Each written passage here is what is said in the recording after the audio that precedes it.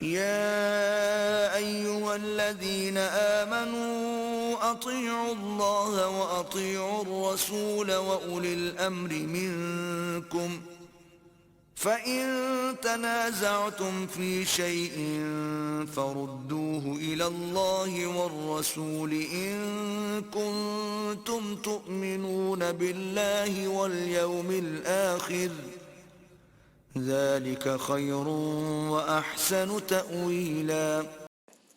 السلام علیکم ورحمۃ اللہ وبرکاتہ۔ بسم اللہ الرحمن الرحیم۔ صرف 5 منٹ کا مدرسہ قرآن و حدیث کی روشنی میں اسلامی تاریخ۔ حضور اکرم صلی اللہ علیہ وسلم کو نبوت ملنا۔ جب دنیا میں بسنے والے انسان ضلالت و گمراہی میں بھٹکتے ہوئے آخری حد تک پہنچ گئے تو اللہ تعالیٰ نے ان کی ہدایت اور رہنمائی کا فیصلہ فرمایا اور شرک و بت پرستی سے نکال کر ایمان و توحید کی دولت سے نوازنے کا ارادہ کیا، اور جس روشنی کی آمد کا ایک زمانے سے انتظار ہو رہا تھا اس کے ظاہر ہونے کا وقت آ گیا، اور محروم و بد نصیب دنیا کی قسمت جاگ اٹھی۔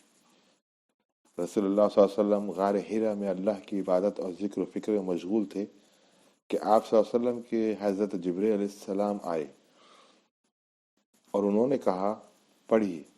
آپ صلی اللہ علیہ وسلم نے فرمایا میں پڑھا ہوا نہیں ہوں۔ آپ صلی اللہ علیہ وسلم فرماتے اس کے بعد انہوں نے مجھے پکڑ کر اتنا دبایا کہ میری قوت نچوڑ دی، پھر مجھے چھوڑ دیا اور کہا پڑھیے۔ میں نے کہا میں پڑھا ہوا نہیں ہوں۔ اس نے دوبارہ پکڑ کر دبایا، پھر کہا پڑھیے۔ میں نے کہا میں پڑھا ہوا نہیں ہوں۔ اس نے مجھے تیسری مرتبہ پکڑ کر دبایا اور چھوڑ دیا، پھر کہا پڑھیے۔ اقرأ بسم ربک الذی خلق خلق الانسان من علق اقرأ وربک الاکرم الذی علم بالقلم علم الانسان ما لم یعلم۔ چنانچہ میں پڑھنے لگا۔ یہ 5 آیتیں نازل ہوئیں جو سب سے پہلی وحی تھی اور نبوت کا پہلا دن تھا۔ یہیں سے وحی کا سلسلہ چلا جو آخری وقت تک جاری رہا۔ حضور اکرم صلی اللہ علیہ وسلم کا معجزہ، زخمی ہاتھ کا اچھا ہو جانا۔ ایک مرتبہ رسول اللہ صلی اللہ علیہ وسلم کھانا کھا رہے تھے، اتنے میں حضرت جرحد السلمی حاضر خدمت ہوئے۔ حضور اکرم صلی اللہ علیہ وسلم نے فرمایا کھانا کھا لیجیے۔ حضرت جرحد رضی اللہ عنہ کے دائیں ہاتھ میں کچھ تکلیف تھی، لہذا انہوں نے اپنا بایاں ہاتھ بڑھایا تو رسول اللہ علیہ وسلم نے فرمایا دائیں ہاتھ سے کھاؤ۔ حضرت جرحد نے فرمایا اس میں تکلیف ہے، تو آپ صلی اللہ علیہ وسلم نے ان کے ہاتھ پر پھونک ماری تو وہ ایسا ٹھیک ہوا کہ اس کو موت تک پھر وہ تکلیف محسوس نہیں ہوئی۔ طبرانی کبیر 2108۔ ایک فرض کے بارے میں، فرائض کی ادائیگی کا ثواب۔ ایک آدمی رسول اللہ صلی اللہ علیہ وسلم کی خدمت میں حاضر ہوا، عرض کی یا رسول اللہ، اگر میں اس بات کی شہادت دوں کہ اللہ کے سوا کوئی معبود نہیں اور آپ اللہ کے سچے رسول ہیں، اور 5 وقت کی نماز پڑھتا رہوں اور زکوٰۃ دیتا رہوں اور رمضان کے روزے رکھا کروں اور اس کی راتوں میں عبادت کیا کروں تو میرا شمار کن لوگوں میں ہوگا؟ آپ صلی اللہ علیہ وسلم نے فرمایا تمہارا شمار صدیقین اور شہداء میں ہوگا۔ صحیح ابن حبان 3507 عن عمرو بن مرہ رضی اللہ عنہ۔ ایک سنت کے بارے میں، حکمت کے لیے دعا۔ حکمت اور صلاح تقوی حاصل کرنے کے لیے یہ دعا پڑھیں، ربی حب لی حکما والحقنی بالصالحین۔ ترجمہ، اے ہمارے پروردگار ہمیں حکمت عطا فرما اور نیک لوگوں میں شامل فرما۔ سورہ شعراء آیت نمبر 83۔ ایک اہم عمل کی فضیلت، دعا کرانے والے کی دعا پر آمین کہنا۔ رسول اللہ صلی اللہ علیہ وسلم نے فرمایا جب کچھ لوگ جمع ہوں اور ان میں سے کوئی ایک آدمی دعا کرے اور دوسرے آمین کہیں تو اللہ تعالیٰ ان کی دعا قبول فرماتا ہے۔ حاکم 5478 عن حبیب بن مسلمہ رضی اللہ عنہ۔ ایک گناہ کے بارے میں، فساد پھیلانے کی سزا۔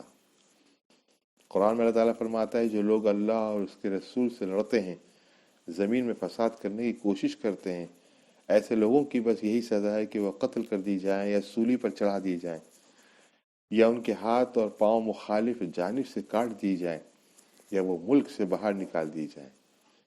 یہ سزا ان کے لیے دنیا میں سخت رسوائی کا ذریعہ ہے اور آخرت میں ان کے لیے بہت بڑا عذاب ہے۔ سورہ مائدہ آیت نمبر 33۔ دنیا کے بارے میں اللہ کی چاہت دنیا نہیں۔ قرآن میں اللہ تعالیٰ فرماتا ہے تم تو دنیا کا مال و اسباب چاہتے ہو اور اللہ تعالیٰ تم سے آخرت کو چاہتا ہے۔ سورہ انفال آیت نمبر 67۔ فائدہ: انسان ہر وقت دنیاوی فائدے میں منہمک رہتا ہے اور اسی کو حاصل کرنے کی فکر میں لگا رہتا ہے، حالانکہ اللہ تعالیٰ چاہتے ہیں کہ دنیا کے مقابلے میں آخرت کی فکر زیادہ کی جائے، کیونکہ آخرت میں ہمیشہ رہنا ہے۔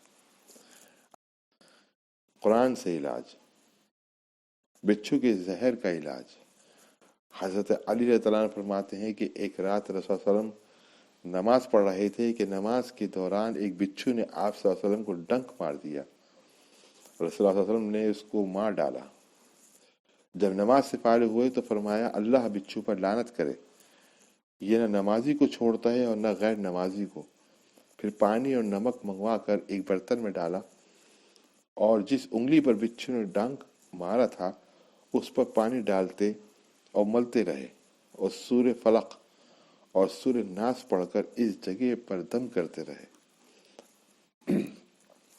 بیقی فی شعب الایمان 2471۔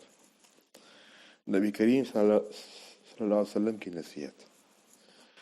رسول اللہ صلی اللہ علیہ وسلم نے فرمایا تواضع اختیار کرو، کوئی شخص دوسرے کے سامنے فخر نہ کرے اور نہ ایک دوسرے پر زیادتی کرے۔ مسلم 7210 عن ایاز رضی اللہ عنہ۔ وآخر دعوانا الحمد للہ رب العالمین وما توفیق الا باللہ۔